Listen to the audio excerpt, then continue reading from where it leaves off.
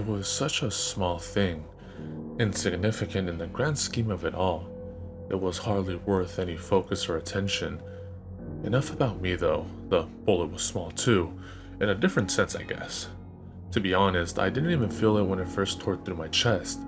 The first thing I noticed was the damage it had done to my book. I had been walking down the street reading the last few pages of Dead-Eye Dick. I was just at the part about Will Fairchild's parachute, or lack thereof, when it happened. There was a loud bang, but before I could even register the sound, the pages of the book I had been reading exploded outward and spilled onto the street. People scattered, but I was too busy reaching for the pages before the wind could steal them away from me. I sank to my knees and reached for the papers.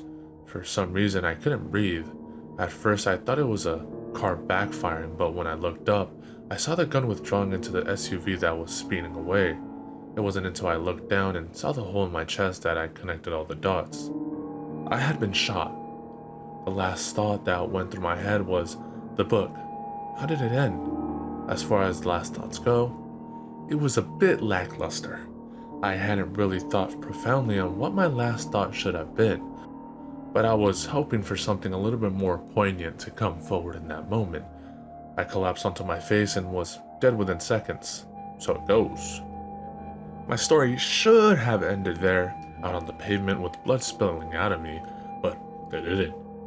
You could call it unresolved issues binding me to this mortal coil, but I think it was really just interest. I wanted to see what happens next. I chose to follow the path of Leon Trotsky Trout and watch the world continue on without me. I died there, but I didn't stop existing. I watched as police cordoned off the area with tape and tried to discourage rubbernecks. It didn't work. The sidewalk was soon crowded with people trying to see over the shoulders of the police that were on scene. The police tried to get witness statements, but nobody had anything noteworthy to say. They saw a black car speeding off, and that was it. The weight of it all slammed down on me like 1,000 bricks. I was dead.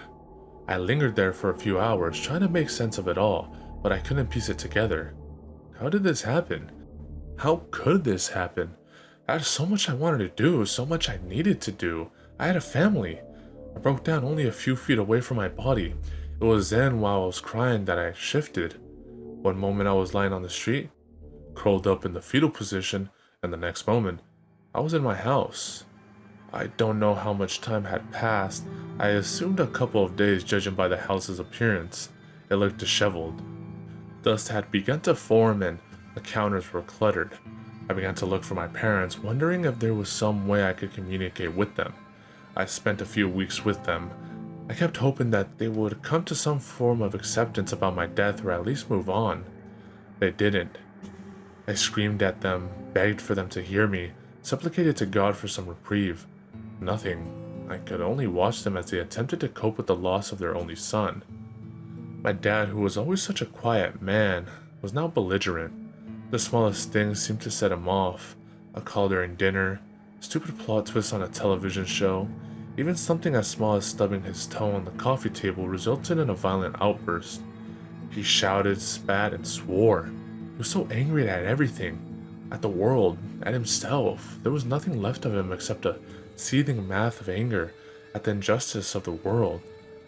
My mom was even worse. It was as if the bullet that had torn through my chest had pierced her heart as well. She moved around the house with sunken eyes that were bloodshot, afraid to set off my dad. She tried to keep herself together around him, but it was obvious to both of them that she was nowhere near okay. She cried and spent most of her free time in my room, curled up on my bed and weeping. My room had become a shrine with my mother being the only supplicant. Nothing in my room was touched, nothing was moved. She spent hours crying into my bedspread when she knew my dad was out. It served as a monument to her all-encompassing sadness. I tried so hard to make my words reach her, but they were as insubstantial as the wind. I wanted to tear apart my room, hurl my Vonnegut books against the wall, anything to ease some of my frustration. There was nothing I could do. There was nothing I could do. There was nothing. I left them a few days later. I couldn't stand to be in that mausoleum any longer. I couldn't see my father spend another day consumed by his rage at the injustice of the world, or another night of my mother crying herself to sleep, curled up with a toy I used to play with. I couldn't bear another second with them as they spiraled into depression. Call me weak if you want, but my only option was to run. I couldn't help them, and I had no intention of seeing them self-destruct. It was then that I made up my mind about what I needed to do. I could visit my friends, but chances were good that it would only make me more depressed. I could visit the girls I had a crush on and never told, but what would be the point of that? I had to find him. I had to find the man who shot me from that black SUV and left my parents emotionally crippled.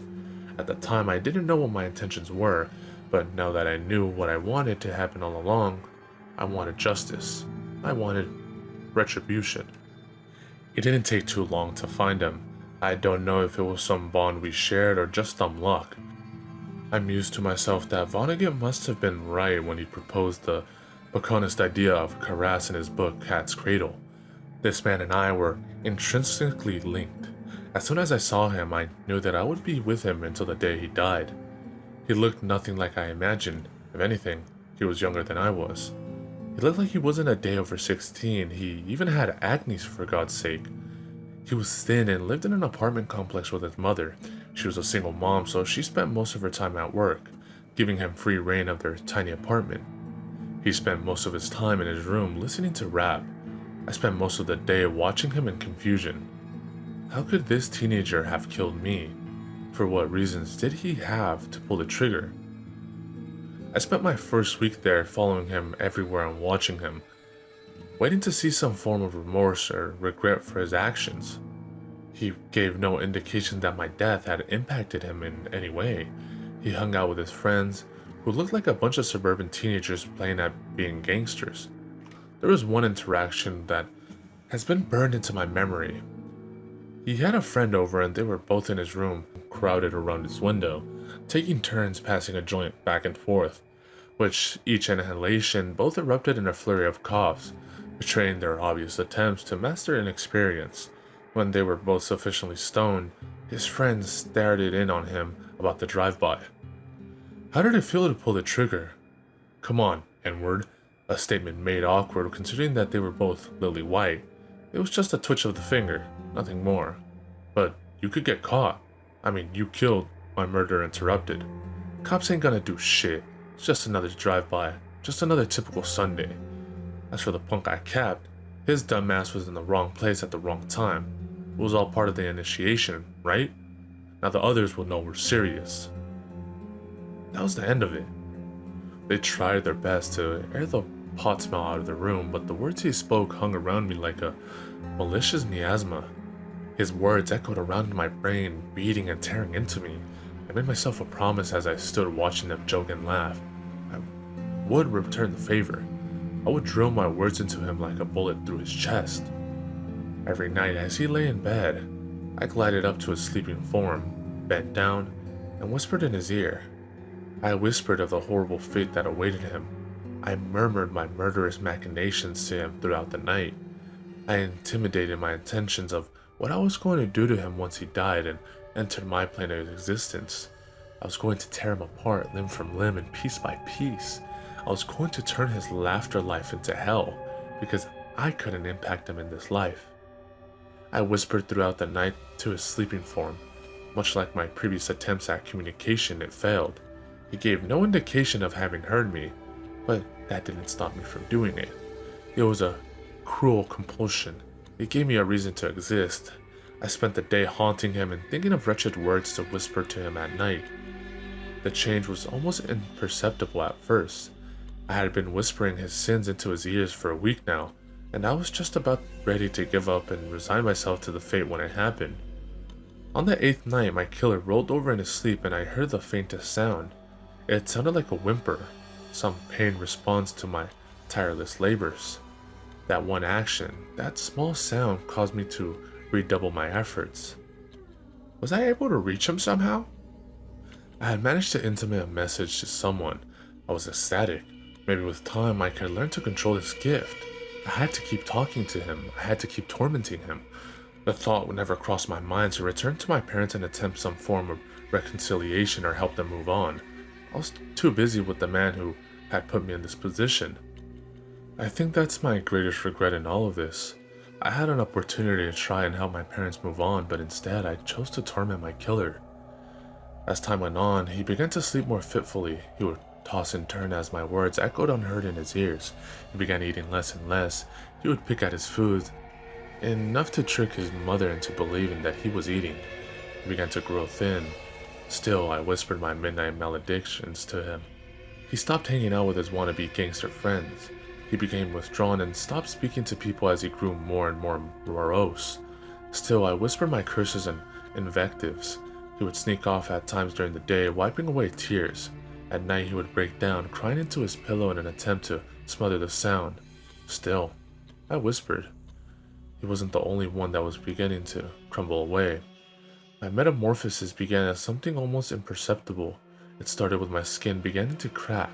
Tiny fissures spread along my flesh, revealing decaying tissue underneath. My skin turned mottled and gray. I couldn't see my entire body, but I was certain that if I could, it would be similar to that of a moldering corpse. I reasoned that it was an effect of my body decomposing. My ghostly form was still linked to my body somehow. As it rotted, so did my current form. I wondered what would happen to me if enough time passed. Would I be reduced to mummified remains, or would the worms pick me apart, leaving me a skeleton? Either way, didn't matter to me. I was too busy tormenting him. I wouldn't stop. Couldn't stop. I continued my malevolent midnight mantras for 2 more weeks before the end came. I had started whispering to him at all hours of the days by then. He hadn't left his room at all that weekend. He just sat in darkness as I told him of my hatred for him, and how it would be better if he died. Upon uttering those words, the floodgates shattered. My words wouldn't reach him, but maybe my sentiments did. He shot up from his bed as if galvanized and began tearing down posters, throwing his stuff around the room and venting his emotions. His mom heard the commotion and began knocking on his door. He ran across the room and locked the door before she could open it. She asked him what was wrong, and that was when he began his confession. The words spilled out of him like blood from a bullet hole. He wept. I killed him. I didn't mean to. They said I had to do something to prove I wanted into the gang, that I would be willing to do anything for them. I thought if I pulled the trigger but missed him, it would be good enough. It was an accident. I swear I didn't mean to shoot him. I didn't. Oh God, I didn't. I could almost hear the gears in her brain turning to try to connect the dots. It only took a few seconds before there was a loud thud on the other side of the door. As she collapsed under the weight of his revelation, her breath stolen away from her, he began tearing apart his closet looking for something. He found it and returned to the bed, cradling the object like it was a precious gift. The gun looked heavy in his grip, almost comically large in his small hands. He sat down and thumbed the safety off. I was surprised he could even manage that through his tears. He turned the gun back and forth in his hands as if trying to figure something out. He must have reached a conclusion because he took a deep breath, wiped away his tears, and spoke. "I'm sorry, Mom." A quote from Cat's Cradle reverberated through my mind upon hearing those words. Now, I will destroy the whole world. Was this what I wanted? He turned the barrel towards himself and raised it to his head. He wrapped his lip around the cold steel, and I could hear his teeth chattering and clicking against the barrel. The sound of the hammer being fanned back brought everything into a twisted and sobering light. He was going to kill himself. I should have felt happy, but all I felt was sickness in my stomach. It felt like there was something lodged in my throat, but no amount of swallowing could dislodge it. I didn't want to see this. I didn't want to know that I had caused all of this. I turned to leave, but there was something in my way. It stood in front of the door and blocked off my retreat. The being was hard to describe. The best explanation I can give of it was that it was staticky and blurry. I couldn't make out a definite form, but it seemed vaguely humanoid in appearance. The air around it shimmered like I was looking at a hot asphalt on a desert road. I didn't have much time to examine it, as it spoke as soon as I was sure I had seen it. It's too late to turn away now. Watch what happens next, knowing that there is little to no difference between him pulling the trigger and you. I felt myself being turned towards the boy on the bed.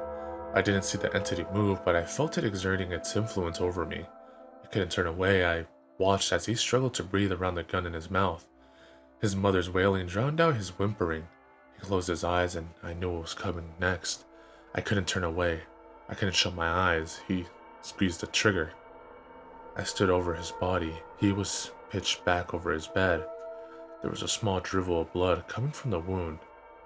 He twitched spasmodically as the last little spark of life he had in him was extinguished.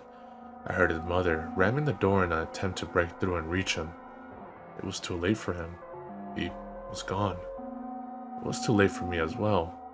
The staticky figure approached me and I knew that my time here was almost done. I just had one last question I wanted answered. How did it end? I meant the book. Dead-eyed Dick. After all this time, I still wanted to know. The transparent being shifted, and although I couldn't see its face, I knew that it was smiling. It told me how it ended, and I wept bitter tears. I told the thing I was ready. His form shifted with what I assumed was a nod. I was ready to leave this world. I felt myself floating up, and I let myself be taken. I sank into myself and began to weep again. I thought I wanted revenge. This all felt wrong. I had taken his life just like he had taken mine. The only difference between us was intention. He hadn't meant to kill me. I had wanted to kill him. The being tried to carry me, but it wasn't long before I felt myself sinking through its embrace. My soul was far too heavy to be carried. I wish I could say that the years passed by in the blink of an eye, but that wouldn't be the truth. They dragged by slowly. I suffered under each crawling hour. I filled the first few years watching my parents unable to do anything as they self-destructed. I thought the news of my killer's confession would bring some form of solace to them, but it didn't. If anything, it only made matters worse. My father began drinking himself into oblivion. He would stay out at all hours of the night and wouldn't return home until he could barely walk. Sometimes he would pick a fight in the bar, an attempt to forget about what happened to me. It never worked. His last moments were actually in the alley behind a bar 4 years after my death. He picked a fight with a kid who he had unjustly blamed for his shortcomings.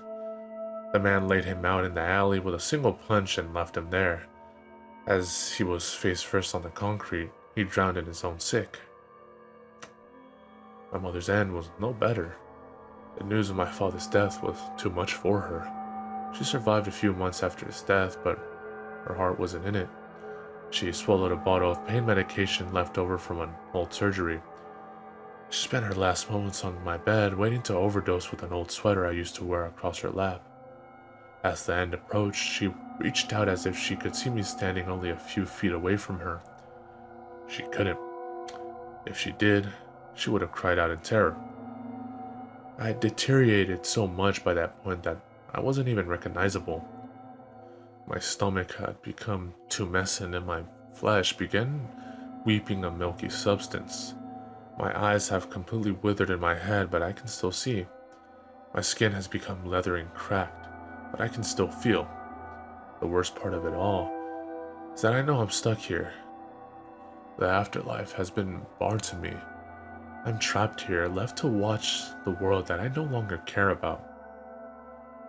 It took a few more years for me to figure it out. By this time, all my friends had passed away and I had nothing to occupy my time except my thoughts. I finally figured out why I looked this way. It had nothing to do with my corpse.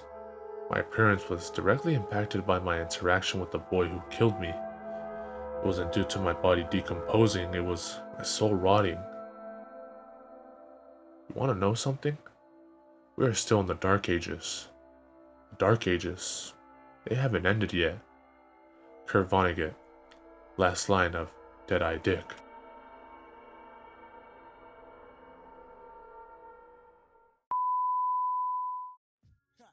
In this little shop of horrors, that's how we get down. Yeah, enter the projects on the prairie, scary. Greet you at the gate with Bloody Marys, blood. blood, a grail full of blood.